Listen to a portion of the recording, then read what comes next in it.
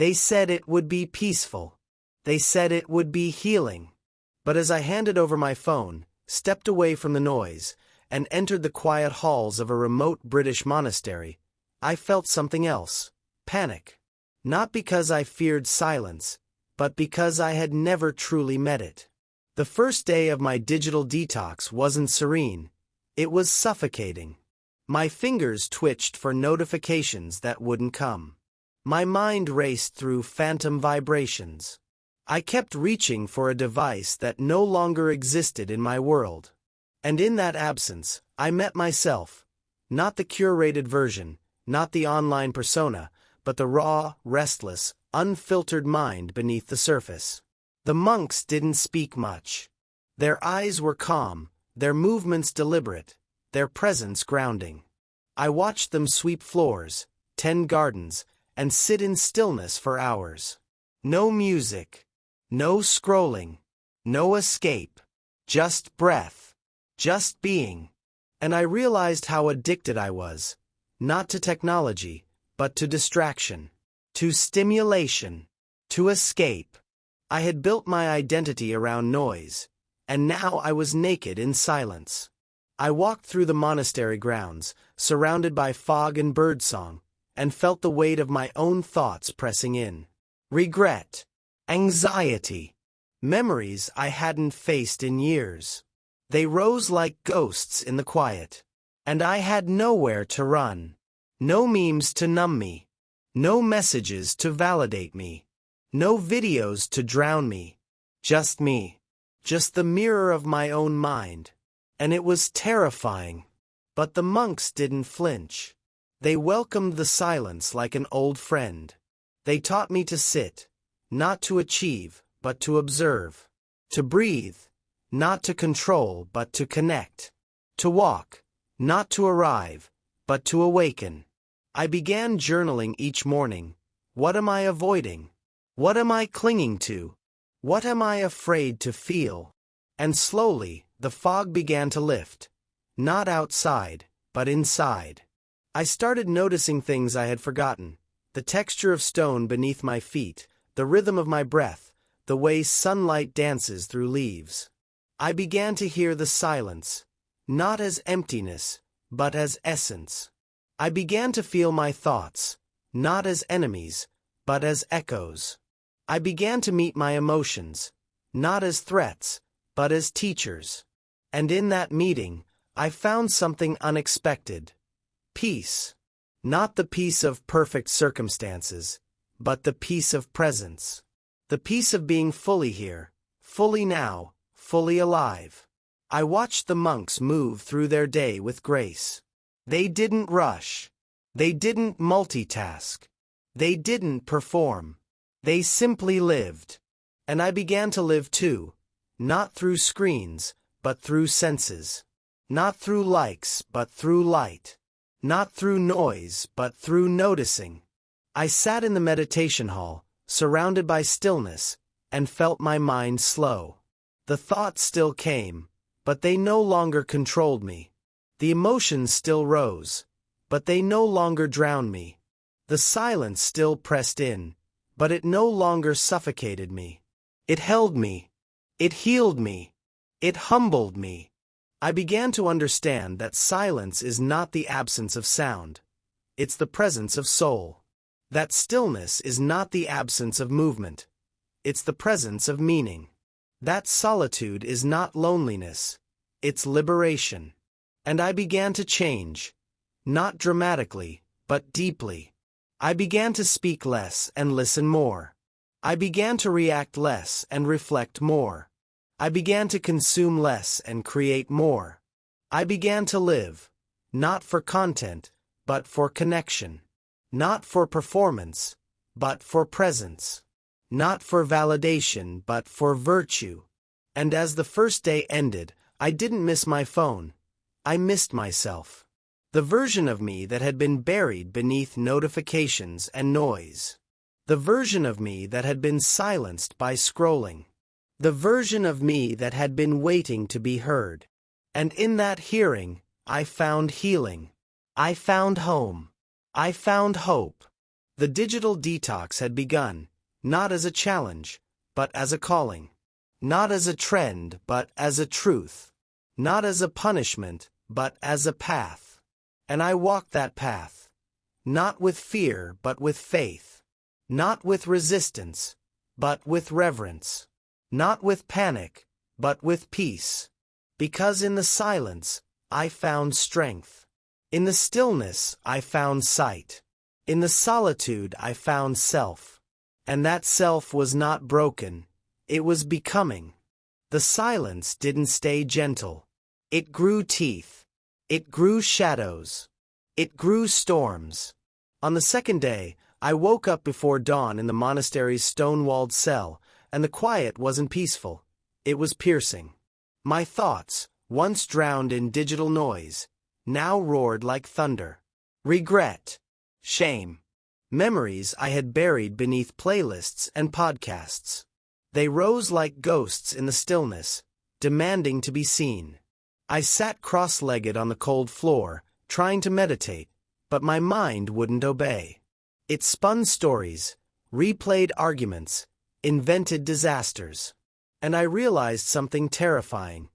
I had never truly been alone with myself. Not without distraction. Not without escape. Not without a screen to shield me. The monks moved through their morning rituals with grace, lighting candles, bowing in silence, walking slowly through the misty gardens. But inside me, everything was loud. I wanted to run, to scream, to scroll. But there was nothing to reach for. No phone, no music, no messages. Just me. Just the storm. And in that storm, I met my mind. Not the curated version, but the chaotic one. The one that doubts. The one that fears. The one that clings. I began to see how much of my life had been built on avoidance. I avoided boredom with entertainment. I avoided pain with productivity. I avoided truth with noise. And now, stripped of all that, I was raw. I was real. I was unraveling. I walked through the monastery's stone corridors, past ancient tapestries and flickering lanterns, and felt the weight of centuries pressing in. How many others had faced this storm? How many had sat in silence and met their own madness? I began journaling furiously. Why do I fear stillness? What am I hiding from? What am I pretending doesn't hurt? And the answers came, not in words, but in waves. I remembered the breakup I never processed, the failure I never forgave, the grief I never grieved. And I cried, not loudly, but deeply, not for attention, but for release. The monks didn't comfort me. They didn't interrupt. They simply sat nearby, breathing, being, holding space. And I understood. Healing doesn't need fixing. It needs facing. I began to sit longer in meditation, not to silence the storm, but to study it. I watched my thoughts rise and fall like waves. I watched my emotions swirl and settle. I watched my fears dance and dissolve. And slowly, I stopped fighting them. I stopped judging them. I stopped fearing them. I began to see that the storm wasn't the enemy. It was the initiation. That the chaos wasn't a failure. It was a cleansing. That the pain wasn't a punishment. It was a passage. I walked through the monastery gardens, barefoot on dew-soaked grass, and felt the earth beneath me. Solid, silent, steady. I watched birds move without hurry. I watched leaves fall without resistance. I watched the sky shift without apology. And I realized, nature doesn't panic. Nature doesn't perform. Nature doesn't pretend. It simply is. And I began to be, not perfectly, but presently. Not flawlessly, but fully. Not fearlessly, but faithfully. I began to breathe, not to control, but to connect. I began to walk, not to escape, but to embody. I began to listen, not to judge, but to join. The storm inside me didn't vanish, but I stopped fearing it. I started learning from it. I started loving it. Because it was mine. It was me. It was the part of me I had abandoned in pursuit of productivity. The part of me I had silenced with screens. The part of me I had buried beneath busyness. And now, in the quiet, it had returned, not to haunt me but to heal me.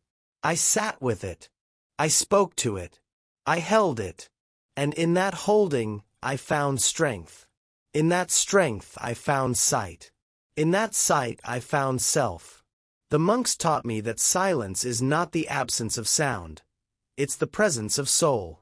That stillness is not the absence of movement. It's the presence of meaning. That solitude is not loneliness. It's liberation. And I began to live, not for distraction, but for depth. Not for performance, but for presence. Not for applause, but for alignment. I was no longer the person who feared the storm. I was the person who faced it. I was no longer the person who chased calm. I was the person who created it. I was no longer the person who begged for peace. I was the person who became it. And in that becoming, I found clarity. In that clarity, I found courage. In that courage, I found character. I was the flame. I was the focus. I was the freedom. The sun hadn't risen yet, but the monastery was already awake. Not with alarms, not with urgency, but with intention. A bell rang softly through the stone corridors, and the monks began their day, not with screens, but with silence. I followed them, barefoot and uncertain, into the meditation hall. The air was cold, the floor unforgiving, the atmosphere sacred. No one spoke. No one rushed. No one performed.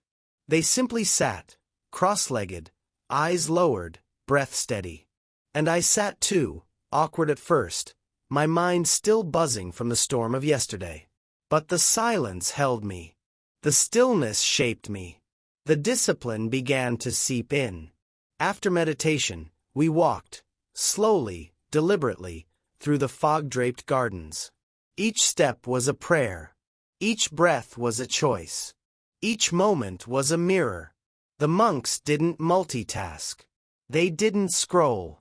They didn't escape. They were fully present. In the soil, in the wind, in the now. I watched them tend to the garden with reverence, not efficiency. They didn't rush to finish. They moved to connect. Pulling weeds wasn't a chore. It was a meditation. Washing dishes wasn't a task. It was a ritual. Every action was infused with awareness. And I began to learn, not through lectures, but through living. I began to see that routine is not restriction. It's refinement. That repetition is not dullness. It's depth. That discipline is not punishment. It's power. We ate in silence, bowls of porridge, cups of herbal tea, nothing extravagant, everything intentional. No phones. No photos. No filters. Just food. Just gratitude. Just breath. I tasted every bite, not because it was gourmet, but because I was present. I felt every sip, not because it was rare, but because I was awake. I began journaling each morning. What am I rushing? What am I resisting? What am I missing? And the answers came, not in noise, but in nuance. I realized how much of my life had been lived in fragments, scrolling while eating, texting while walking, thinking while listening. I had never truly arrived in a moment. But here, in the monastery, every moment was an invitation. To arrive. To awaken. To align. The monks taught me that the body is a temple, not through sermons, but through stewardship. They moved with grace, sat with dignity, rested with purpose. No slouching. No slamming doors. No stomping feet. Every movement mattered. Every gesture was sacred. And I began to move differently. not to impress, but to embody. I began to walk with awareness, not to escape, but to engage. I began to breathe with rhythm, not to control, but to connect. The routine was simple, but it was profound. Wake, meditate, walk, work, eat, reflect, repeat. No dopamine spikes. No algorithmic rewards. No artificial urgency. Just life. Just rhythm. Just reality. And in that reality, I found something unexpected. Relief. Relief from the pressure to perform. Relief from the addiction to novelty. Relief from the illusion of productivity. I wasn't achieving. I was aligning. I wasn't optimizing. I was observing. I wasn't escaping. I was entering. Entering the moment. Entering the body. Entering the breath. And in that entry, I found essence. The monks didn't preach. They practiced. They didn't demand. They demonstrated. They didn't convert. They cultivated. And I was being cultivated, not by force, but by frequency. The frequency of silence. The frequency of stillness. The frequency of sincerity. I began to see that routine is not monotony. It's mastery. That repetition is not regression. It's revelation. That discipline is not deprivation. It's devotion. I was no longer the person who feared boredom. I was the person who found beauty in it.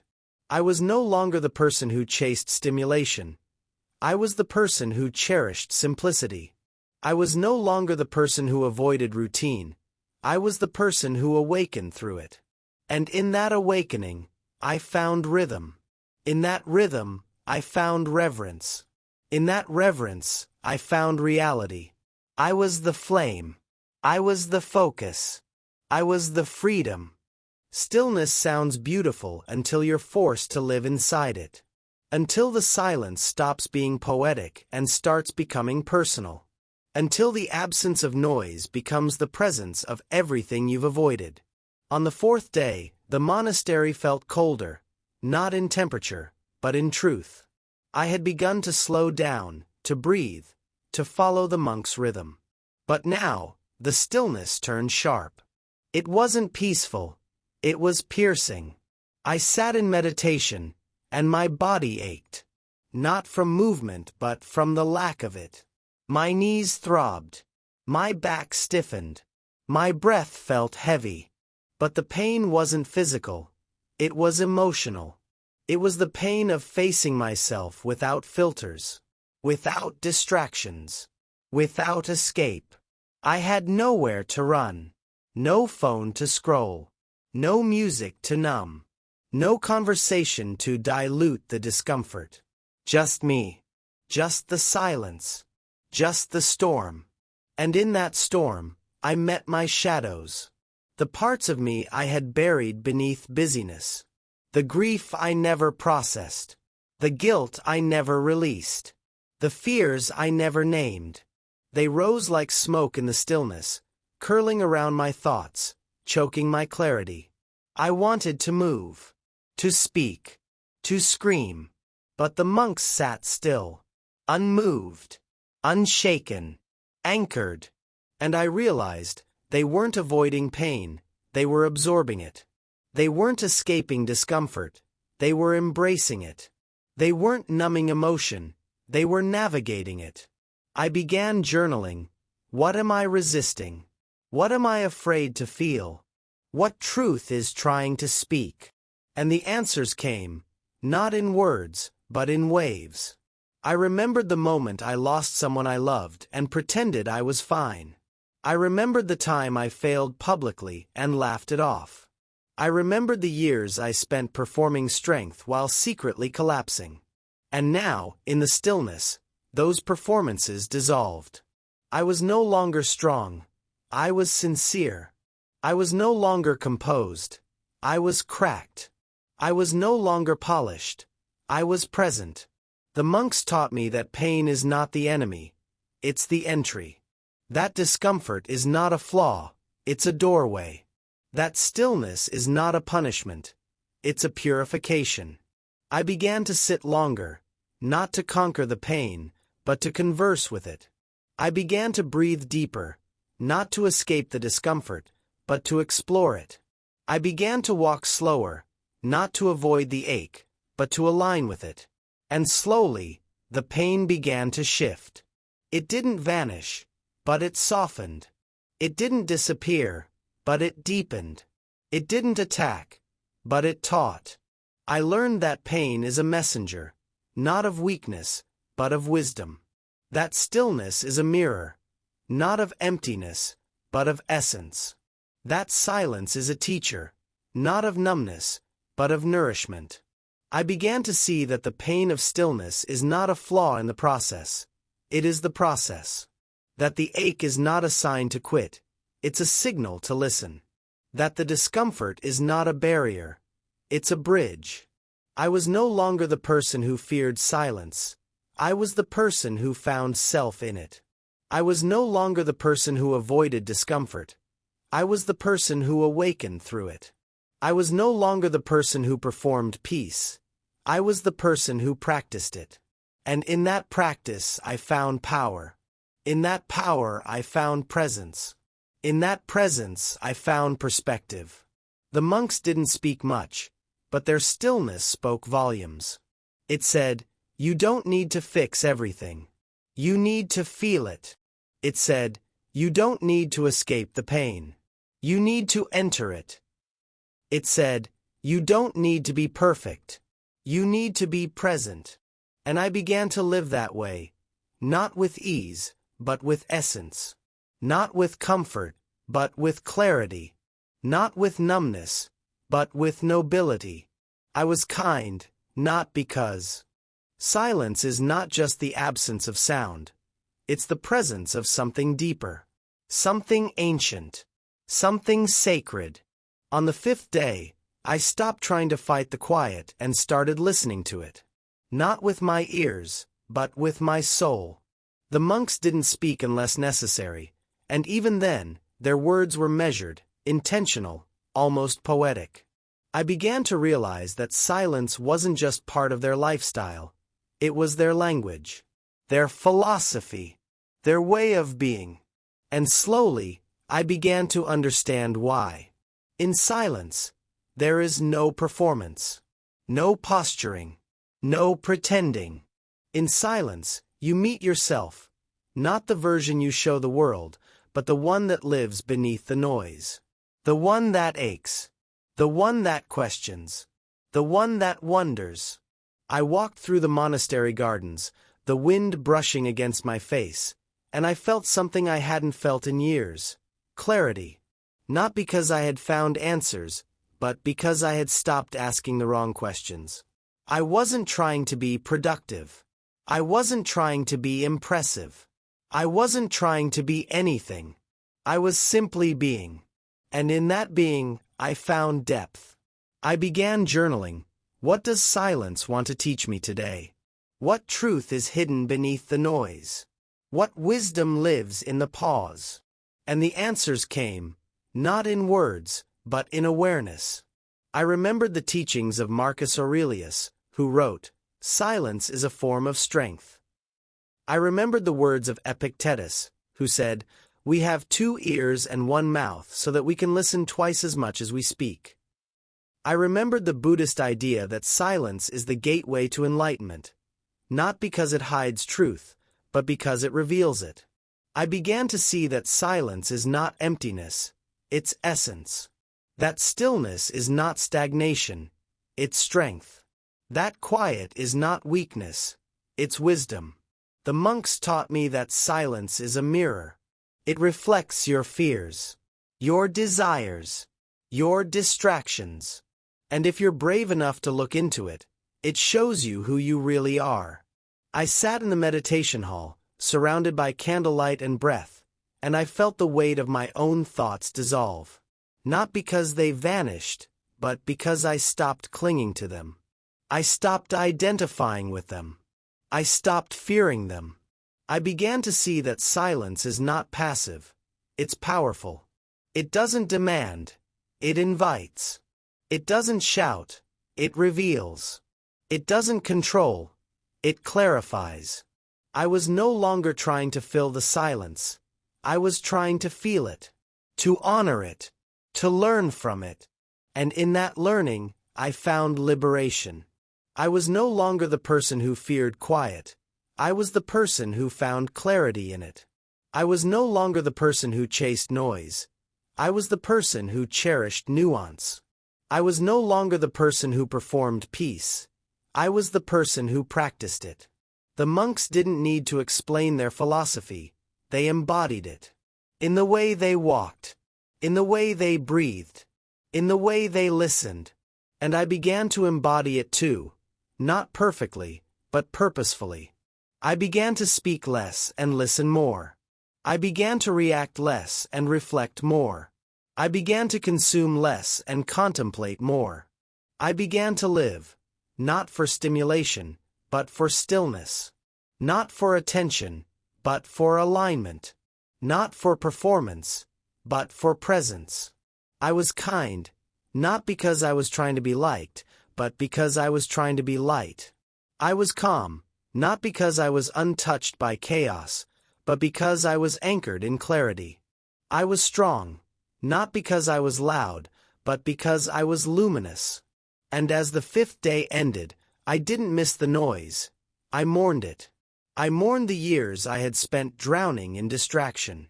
I mourned the moments I had lost to meaningless chatter. I mourned the parts of myself I had silenced with sound. But I also celebrated. I celebrated the return of my own voice, my own breath, my own being. I celebrated the philosophy of silence, not as a concept, but as a compass. Not as a theory, but as a truth. Not as a mood, but as a method. Because in the silence, I found strength. In the stillness, I found sight. In the quiet, I found self. I was the flame. I was the focus. I was the freedom. I had spent years connected to everything, except the moment in front of me.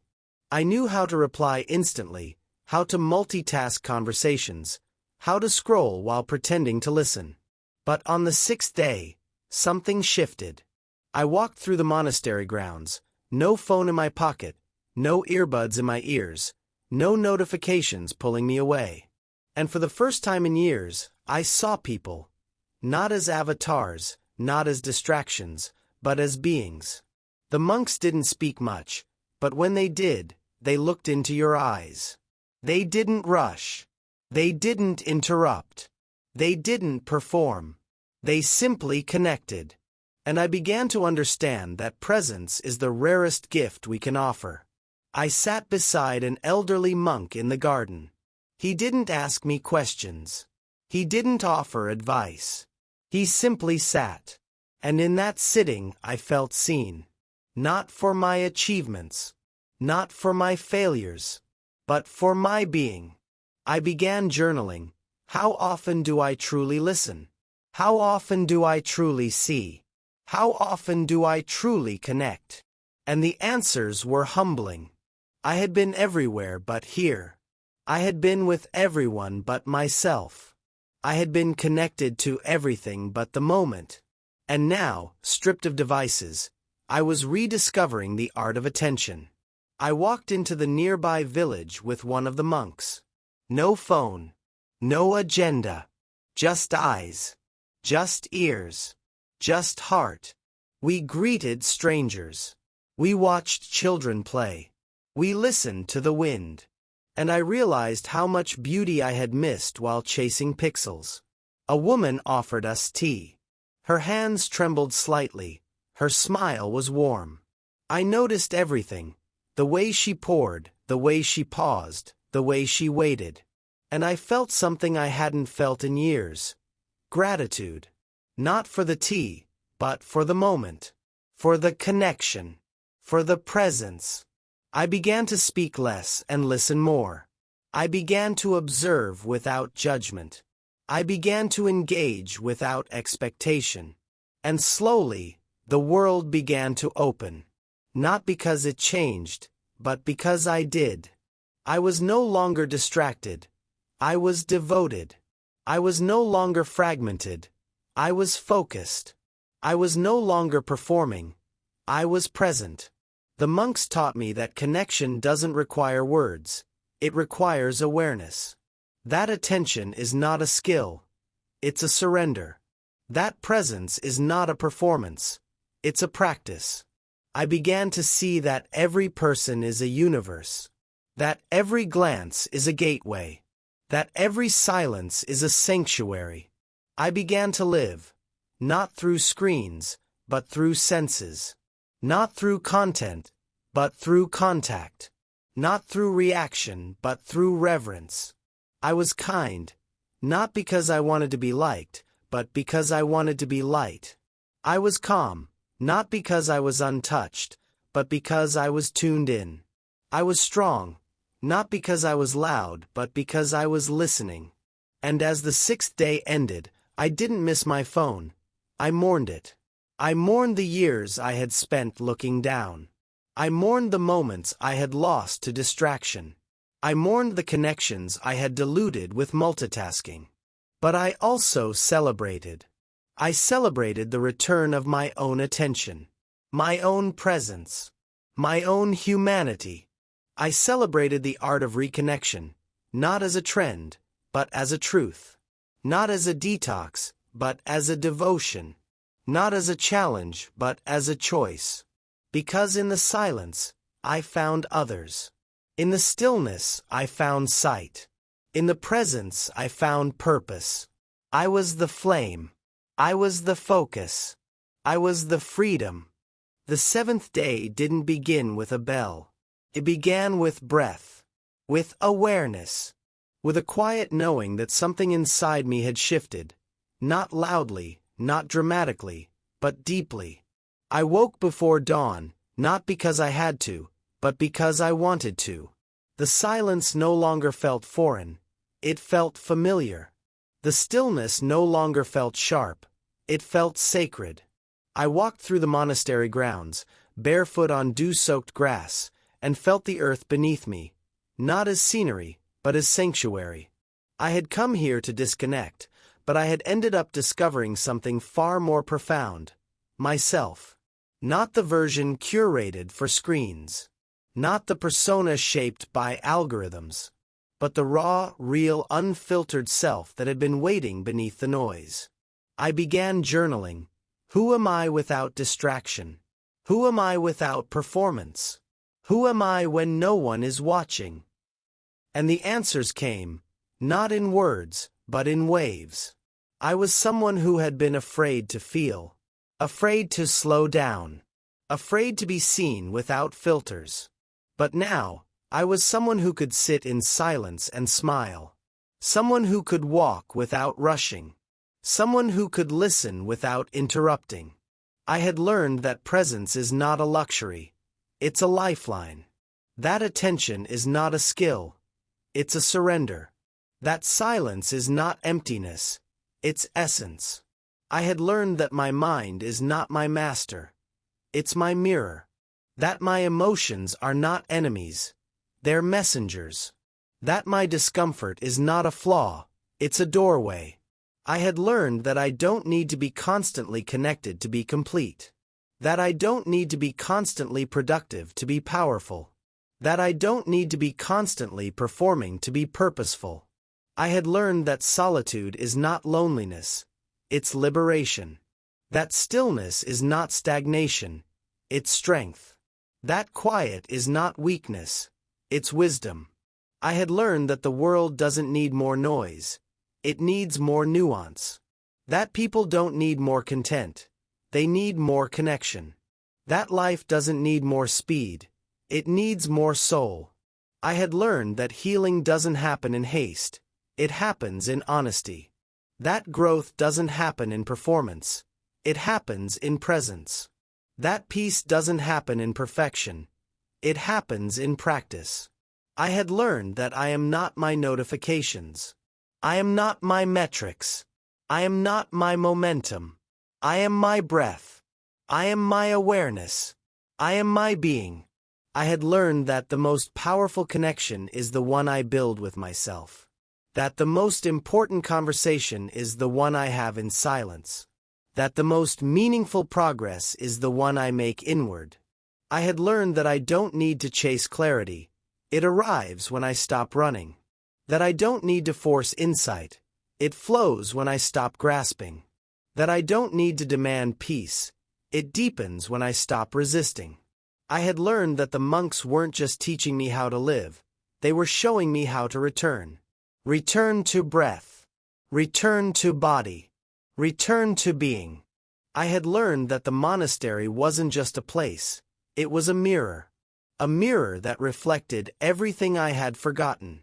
Everything I had buried. Everything I had become. And in that reflection, I found redemption. I found rhythm. I found reality. I was no longer the person who feared silence. I was the person who found self in it. I was no longer the person who chased stimulation. I was the person who cherished simplicity.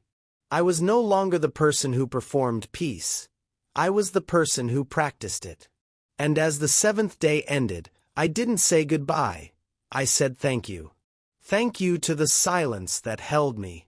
Thank you to the stillness that shaped me. Thank you to the solitude that saved me. I walked away from the monastery, not with content, but with clarity. Not with footage, but with freedom. Not with a story, but with a soul. Because in the silence, I found strength. In the stillness, I found sight. In the solitude, I found self. I was the flame. I was the focus. I was the freedom.